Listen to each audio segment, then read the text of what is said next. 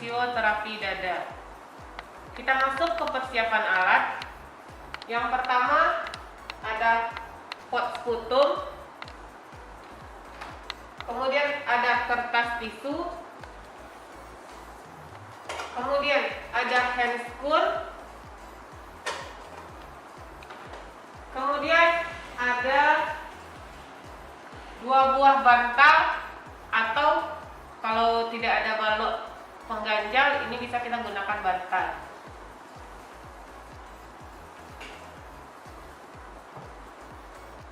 Kemudian kita masuk ke langkah prosedurnya. Yang pertama kita cuci tangan.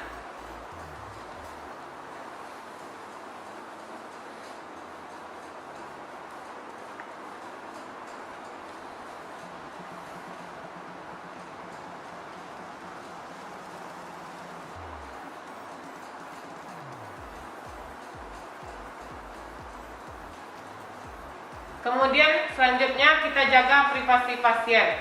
Kalau kamarnya VIP atau kelas 1 itu biasanya kan ruangannya 1 orang dalam 1 ruangan. Berarti kita hanya menutup jendela dan menutup pintunya. Tapi kalau kamarnya itu berdua atau bertiga, itu kita gunakan steril. Kemudian kita masuk ke langkah selanjutnya. Sebelum kita melakukan, selamat siang Bu. Siang Bu. Perkenalkan, saya Vivi, mahasiswa dari Stikes Mercu Bakti. Kali ini saya akan melakukan fisioterapi dada atau membantu melonggarkan jalan pernapasan Ibu. Sebelumnya demi keselamatan pasien, mohon Ibu sebutkan nama Ibu, tanggal lahir dan nama Ibu kandung. Nama saya Asyi, tanggal lahir 17 Mei 89. Nama Ibu saya Ana. Boleh saya cocokkan dengan gelangnya Bu? Kemudian kita atur posisi pasien. Untuk postural drainase itu ada 9 posisinya. Ya, yang pertama semi fowler, itu bersandar ke kanan, ke kiri, lalu kita, kalau semi fowler itu setengah duduk ya, itu kita bantu dengan bantalnya, tambah 1 lagi ke belakang pasien.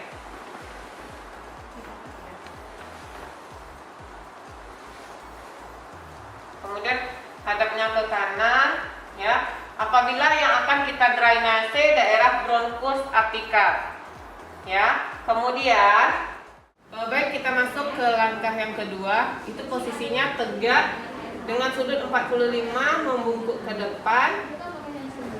Kemudian ini kalau kita yang akan kita drainase adalah daerah bronkus posterior.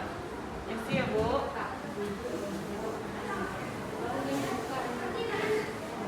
Kemudian bantalnya kita taruh di depan pasien. Kemudian tangannya ya seperti ini, kemudian kakinya lurus saja. Ya. Ini posisi yang kedua. Kemudian yang ketiga, itu pasiennya berbaring. Berbaring. Kemudian kita taruh bantal di bawah lutut.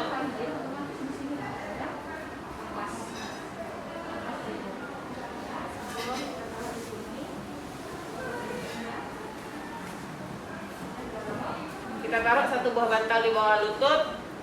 Ini kalau yang akan kita drainase adalah bronkus anterior. Kemudian posisi yang keempat kita lakukan posisi Trendelenburg. Ini kepala lebih rendah ya daripada kaki. Itu tingginya 35 sampai 40 cm.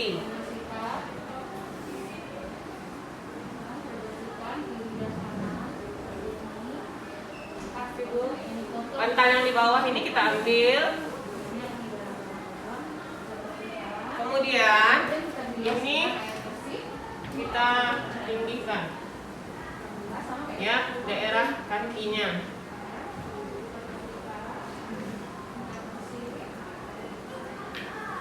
Kemudian pasiennya sedikit miring ke kiri ya. Kalau yang akan kita drainase adalah bronkus lateral dan medial. Miring ke kiri ya Bu. Posisinya seperti ini ya. Kemudian pasiennya masih posisi Trendelenburg, miring ke sebelah kanan. Miring ke sebelah kanan, Bu.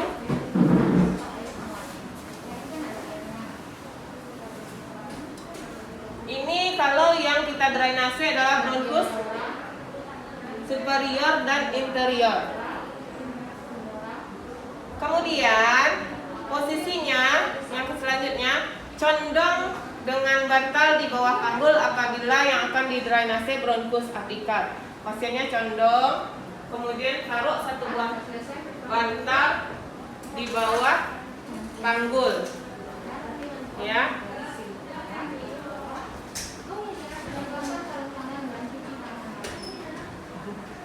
Angkat panggulnya, Bu.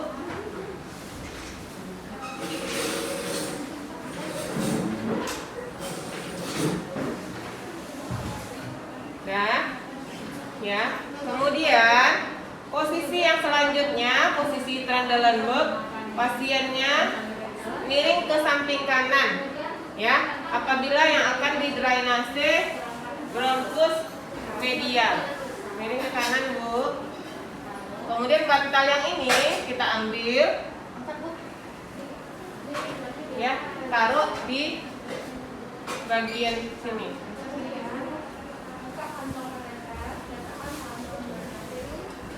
Taruh bantal di bawah ini. Tangannya, nah, seperti ini tangannya, ya. Ini posisi yang ketujuh, ya, miring, kemudian bantal, taruh satu buah bantal di sini. 8. Kemudian yang ke-8 posisinya sama, cuma miringnya ke sebelah kiri. Miring ke sebelah kiri, Bu.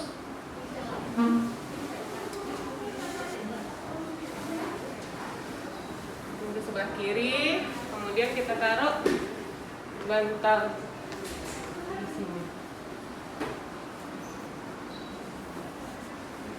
Posisinya seperti ini, ya.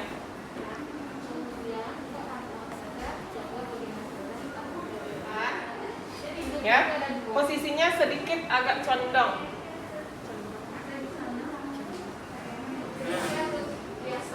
Ya, ini kalau yang akan kita drainase bronkus posterior. Dan setelah itu posisi pasien kita kembalikan seperti biasa, ya. Itu telentang, Bu. Kemudian kasih bantal pasiennya.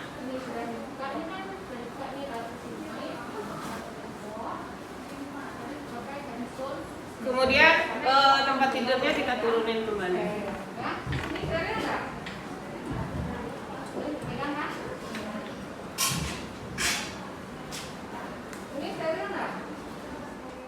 Ya, ini posisi ini kita lakukan selama 10 menit. Kemudian untuk posisi berikutnya itu kita lakukan 10 sampai 15 sampai 30 menit setelah itu. Setelah kita atur posisi tadi, kemudian kita lakukan observasi tanda-tanda vitalnya. Kita lihat pernafasan pasien. Kalau sesak itu kita tunda dulu, ya. Jadi observasi kalau dalam keadaan normal itu kita lakukan. Setelah itu teknik clapping. Clapping itu kita memukul daerah bagian punggung belakangnya. Tangannya seperti ini, ya, seperti mangkok, ya, apa namanya ini? Mangkok, ya. Kemudian kita vibrasikan, kita getarkan. Kemudian kita lakukan penghisapan. Kemudian kita masuk ke daerah langkah selanjutnya itu clapping. Ya, kita jaga pasien, privasi pasien. Kemudian atur posisi dengan sesuai dengan gangguan paru, ya. Jadi pasiennya boleh, ya.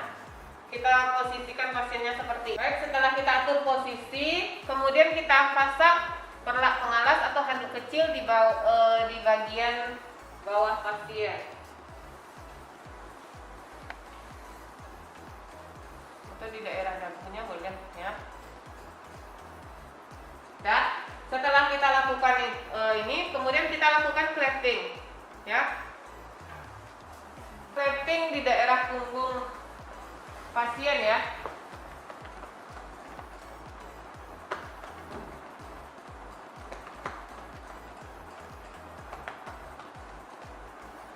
Setelah itu kita minta pasien untuk nafas dalam, kemudian tahan sebentar, dan kedua tangan perawat di punggung pasien. Ibu tarik nafas dalam, tahan sebentar, Bu. Dan kita minta pasien untuk melakukan ekspirasi. Pada saat bersamaan perawat melakukan vibrasi. Ibu silahkan keluarkan nafasnya sambil kita getarkan. Vibrasi itu menggetarkan ya. Setelah itu kita minta pasien tarik nafas dalam, tahan dan membatukkannya dengan kuat. Ibu ikuti saya, tarik nafas melalui hidung, buang melalui mulut, kemudian tarik lagi, buang, tarik, tahan ya Bu. Kemudian Ibu batukkan. Kita lap atau bersihkan mulut pasien. Kemudian handuknya kita ambil. Kemudian kita lakukan auskultasi di daerah paru. Pasiennya disuruh berbaring kembali.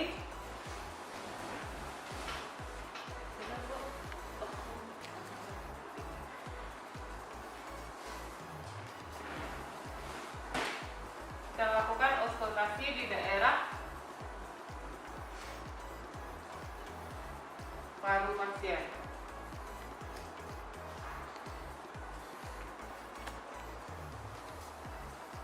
Kita dengarkan ya, kalau tidak ada lagi suara nafas tambahan ya.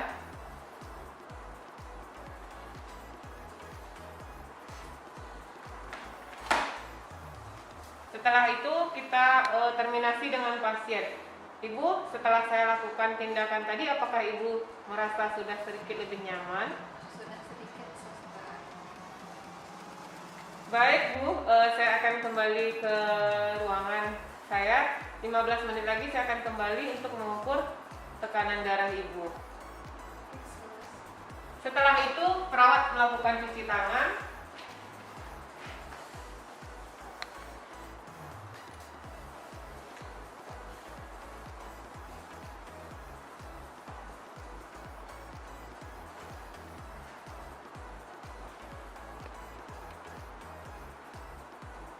Setelah itu kita dokumentasikan tindakan yang sudah kita lakukan. Assalamualaikum warahmatullahi wabarakatuh.